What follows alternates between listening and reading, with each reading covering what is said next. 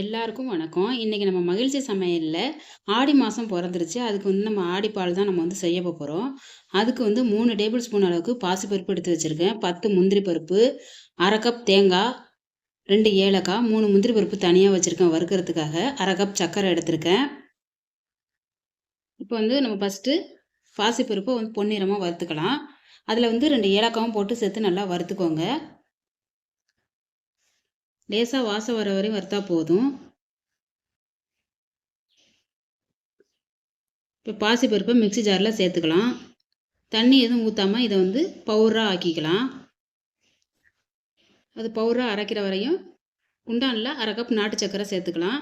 நீங்கள் நாட்டு சக்கரை, வெல்லம் எது வேணாலும் சேர்த்துக்கலாம். இப்போ பாசிப்பருப்பு நல்லா மசிஞ்சிருச்சு பாருங்கள். அதில் ஊற வச்ச முந்திரி பருப்பையும் சேர்த்து நல்லா நைஸாக அரைச்சிக்கலாம். கொஞ்சமாக தண்ணி விட்டுங்க. இப்போ வந்து கொஞ்சமாக உப்பு சேர்த்துங்க. உப்பு சேர்த்து இது எல்லாத்தையும் ஊற்றி நல்லா கிளறுங்க. திக்காக இருக்கிற மாதிரி இருக்குது பாருங்கள். நம்ம வந்து தேங்காய் பால் சேர்க்குறதுக்கு தேங்காவை மிக்சரில் சேர்த்துட்டு 1/2 கப் தண்ணி ஊற்றி நல்லா நைஸாக அரைச்சிக்கோங்க. நான் வந்து தேங்காய் பாலை வந்து ஒரு நடை தான் வடிகட்டி சேர்க்குறேன். அடுப்பு ஆஃப் பண்ணிட்டு தேங்காய் பாலை உள்ளார சேர்த்துக்கோங்க. தண்ணியாக இருக்க மாதிரி தான் இருக்கும். ஆறுனதுக்கு அப்புறம் திக்காக இருக்கும்.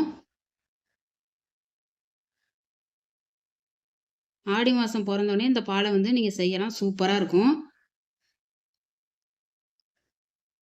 முந்திரி பருப்பு வந்து வறுத்து வச்சுருக்கேன். அதையும் இப்போ இதில் சேர்த்துக்கலாம். நான் நெய்யில் தான் வறுத்து வச்சுருக்கேன்.